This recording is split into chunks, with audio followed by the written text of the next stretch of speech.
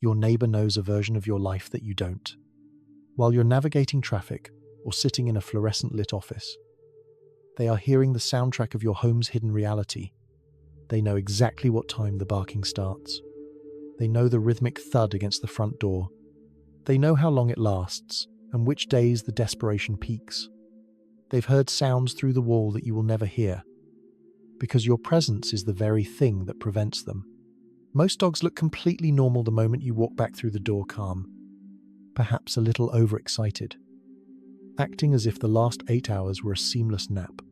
But you've seen the evidence: the displaced sofa cushion, the chewed corner of a rug, or that very specific, heavy silence of a dog who is vibrating with a different kind of energy. You might have assumed it was boredom or a streak of mischief.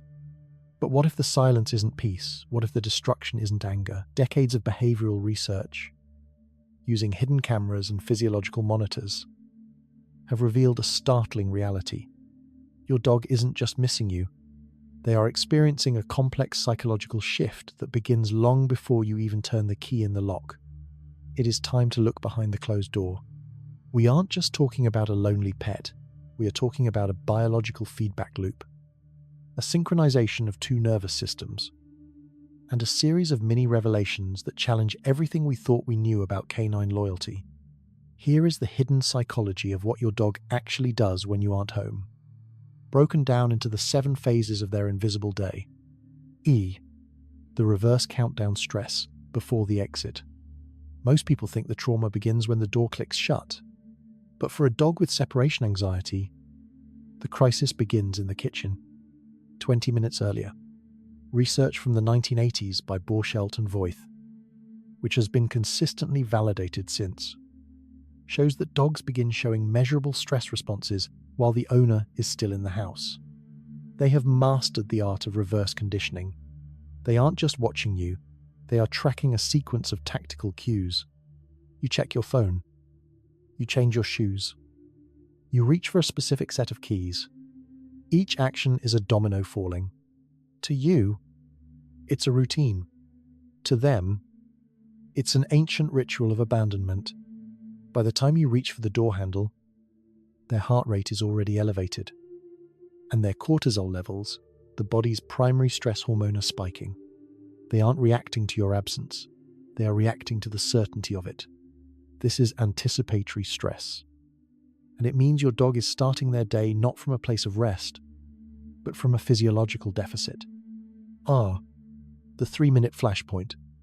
In 2010, researchers at the University of Milan installed cameras in the homes of 23 dogs to see exactly how fast the transition happens. The data was chillingly consistent. On average, vocalization barking, whining, or howling began at exactly 3 minutes and 15 seconds after the door closed. Destructive behavior, like scratching at frames or chewing upholstery, began within 7 minutes. This isn't the behavior of a bored animal looking for entertainment. It is a frantic attempt to re-establish contact. In the wild, a pack member separated from the group uses high-pitched vocalizations to signal their location. When your dog barks at the door, they aren't complaining to the neighbors. They are broadcasting a distress signal into the void, hoping for a response that never comes. The first 10 minutes are the most volatile because the dog is still in the active protest phase, believing their actions might still change the outcome. Sen. The myth of the settle. If you come home to a quiet house and no visible damage, you likely assume your dog settled down and slept. But cameras tell a different story. In many cases, as the vocalization decreases, the internal distress actually intensifies.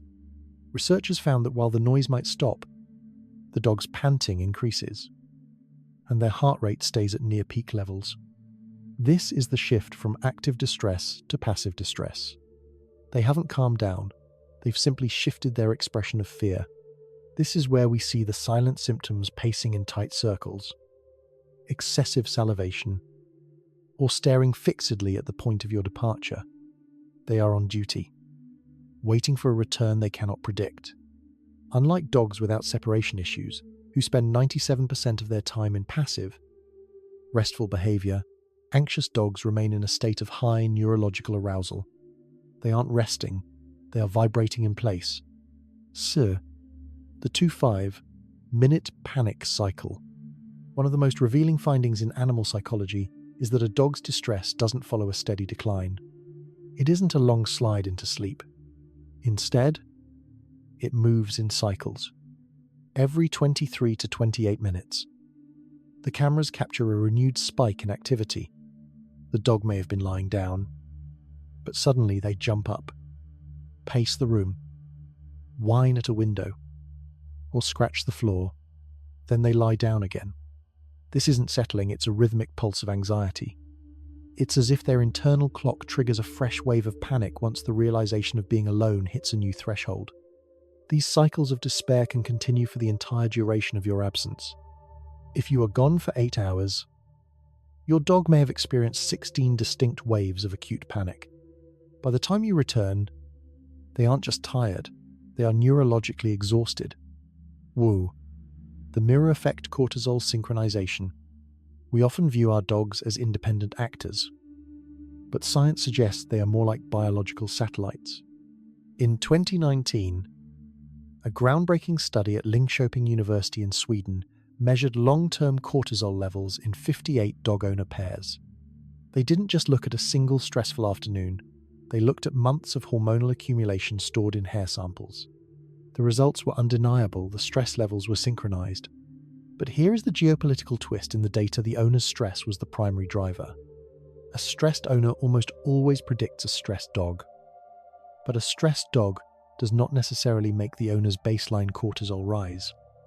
Your dog is literally inhaling your emotional state. If you are carrying the weight of a high-pressure job or personal anxiety, your dog starts their period of being alone with a borrowed stress load. They aren't just dealing with your absence, they are dealing with the chemical residue you left behind. This is why many cures for separation anxiety fail. They treat the dog as an isolated problem rather than one half of a shared nervous system. Leo, the failure of the second dog strategy. The most common advice given to owners of anxious dogs is get him a friend. It sounds logical. If the problem is loneliness, a second dog should provide companionship.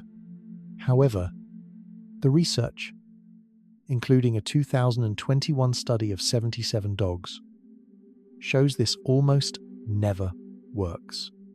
In fact, male dogs in multi-dog households were found to vocalize more when left alone than single dogs. Why? Because separation anxiety isn't about a general fear of being alone. It is about the specific absence of a specific person. To your dog, you are not just a roommate, you are the source of safety, the secure attachment figure. A second dog is just another creature in the room who is also wondering where the safety provider went. In some cases, you end up with second-hand anxiety, where the second dog begins to mirror the panic of the first, creating a feedback loop of distress that is twice as hard to manage. Learned helplessness versus the burnout point.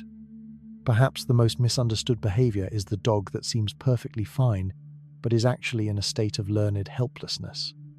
This concept, pioneered by Martin Seligman, suggests that when an organism learns that its actions barking, digging, protesting have no effect on a stressful outcome, it eventually stops trying. It enters a state of profound passivity. On a camera, this looks like a dog sleeping, but biologically, it's a shutdown. A 2016 revision of this theory suggests that passivity is actually the brain's default defense mechanism against prolonged, inescapable stress. Furthermore, 2019 data showed that some severely anxious dogs actually have lower long-term cortisol than calmer dogs. This isn't because they are relaxed, it's because their stress system has been running so hard for so long that it has begun to burn out. They have reached a state of physiological exhaustion where the body can no longer even produce the hormones needed to signal a crisis. A quiet dog isn't always a happy dog. Sometimes they are just a dog who has given up. So, how do we bridge this gap? The evidence suggests that we need to stop focusing on the goodbye and start focusing on the return. The Generation Pup study by the Royal Veterinary College found that long, emotional goodbyes didn't actually predict anxiety. What did predict it was the owner's reaction upon coming home. Owners who responded to damage or accidents with frustration or punishment were 6 times more likely to have dogs with severe separation issues. The dog cannot link your anger to the rug they chewed 4 hours ago. Instead, they link your arrival to your anger. Suddenly, the owner's return, the one thing they were waiting for, becomes a source of fear. The day becomes a loop of anticipatory stress. They panic because you left. And they panic because you are coming back. The path forward is what experts call graduated exposure. And it is painstakingly slow. It's about teaching the nervous system, not just the brain, that the door opening and the door closing are essentially the same event. It starts with seconds touching the door handle and sitting back down, stepping outside for 30 seconds and coming back in. You are providing enough repetitions of a neutral outcome that the dog's internal prediction system finally updates. There is a tipping point once a dog can tolerate 40 minutes of absence without their heart rate spiking. They have usually recalibrated. From 40 minutes, the jump to 4 hours is often surprisingly fast. For the most severe cases, the answer may be a combination of behavioral modification and medication like fluoxetine. This isn't about drugging a dog into a stupor. Modern veterinary medicine focuses on shifting the dog's cognitive bias. Anxious dogs interpret ambiguous situations like a car door slamming outside pessimistically. Medication helps shift that bias toward a neutral reading, making the brain physically more capable of forming new, calmer beliefs. Your dog's behavior while you're away isn't a choice. And it isn't a lack of discipline. It is a biological response to the loss of their primary co-regulator, you. They have spent thousands of years evolving to be by our side, calibrating their heartbeats to ours. When we walk out that door, we are asking them to override their deepest evolutionary instincts. Understanding what they do when we aren't there is the first step in making sure that when we are there, we are giving them the security they truly need. If this has changed the way you look at your morning routine, remember, you aren't just leaving a pet behind. You are leaving a partner who is waiting for the world to make sense again.